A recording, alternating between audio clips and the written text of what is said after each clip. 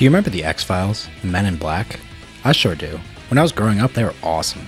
There was something so captivating about the thought of government agents battling monsters that were hidden away from mainstream society. As a kid, your imagination could run wild as you watched these shows, and you could pretend to be an agent fighting monsters in your own backyard that only you could see. It is part of our nature to be both scared of and attracted to things we don't understand, and no place is this more evident than in science fiction. Growing up, there was nothing more awesome than reading Animorphs or watching Men in Black and then running around your neighborhood with your friends, wondering who you could trust and who was an alien in disguise.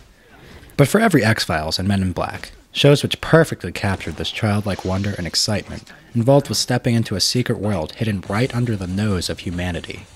There were shows like Special Unit 2, which simply tried to capitalize on the popularity of these other franchises. Special Unit 2 was one of those shows I enjoyed as a kid, but now as I look back on it, I realize it was pretty dumb. It doesn't really capture the excitement of the unknown in the same way that the more popular franchises in the genre did. And the weak attempts it makes in creating an immersive fantasy world in our own backyard falls pretty flat and gets abandoned pretty quickly. The show centers around Kate Benson, a Chicago cop who never outgrew her childhood imagination. Or something. The show spends about 10 seconds explaining that Kate is special because she sees things that other people don't. But really she happens to be in the right place at the right time, and learns that a monster she was afraid of as a child turned out to be real. While the show makes minor references to the fact that Kate had an active imagination growing up, it only plays into the plot of the series in one episode. And other than that, we don't really learn anything else about Kate's former life. As a cop, she is investigating a string of disappearances. She wanders into a building after a little girl, who happened to wander into the building because she heard something, and comes face to face with a living gargoyle. A random dude shows up, who we later find out is Agent Nick O'Malley of Special Unit 2, and he kills the gargoyle, but not before the little girl's kidnapped. O'Malley disappears and Kate is left to explain what happened to the cops, who suddenly show up for no reason. Kate basically gets fired because she tells her boss that the girl was kidnapped by gargoyles, and on her way out of the building, runs into Nick O'Malley again.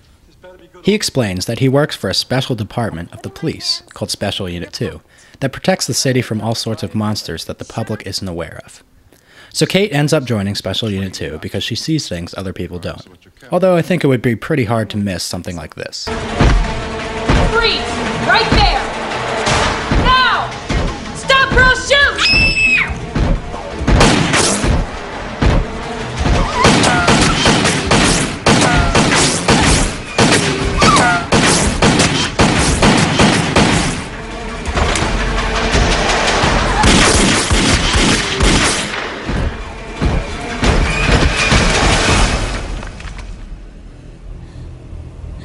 I know you.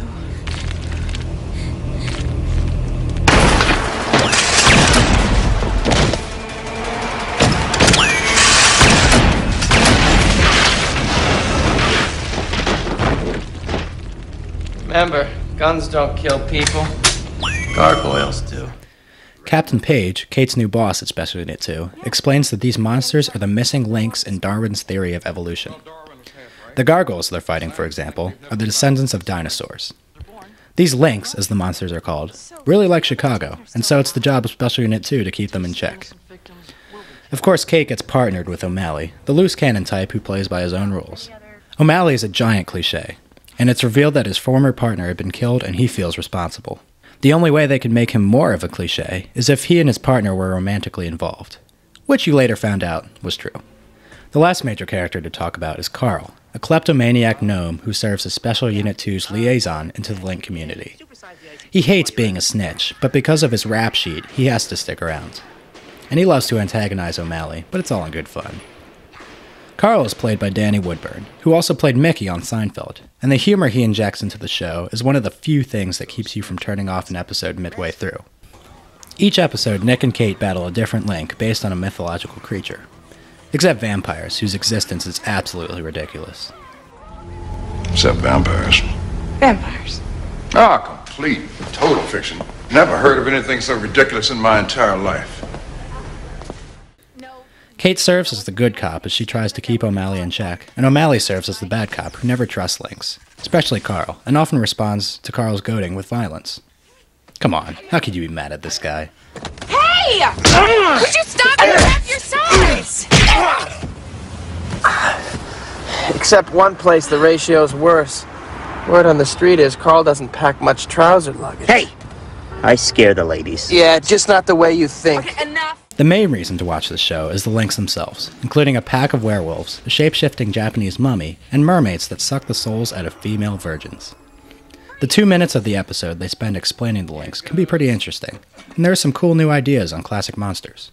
Well, there you have it, Special Unit 2, a forgettable show from 2001 that lasted for 2 seasons. I loved this show as a kid, but now I realize how dumb it really was. There's little to no character development throughout the course of the series, and if you've seen one episode of the show, you've seen them all. Each episode progresses in the same exact manner. Number 1, a Lynx shows up and attacks someone. Number 2, Special Unit 2 finds out and researches the Lynx.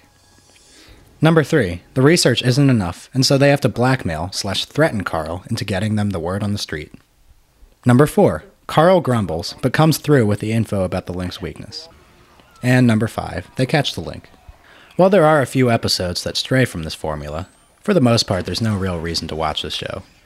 It's simply a mediocre version of The X-Files and countless other sci-fi series that follow the same formula. However, as a kid, I thought it was awesome, and there's certainly something to be said about a kid's imagination. It really can turn a mediocre cliché television show into something exciting and worth watching, and that's pretty interesting. This is something that seems to happen a lot, as adults go back and watch things from their childhood and realize just how stupid they really were. But hey, maybe Special Unit 2 has it right.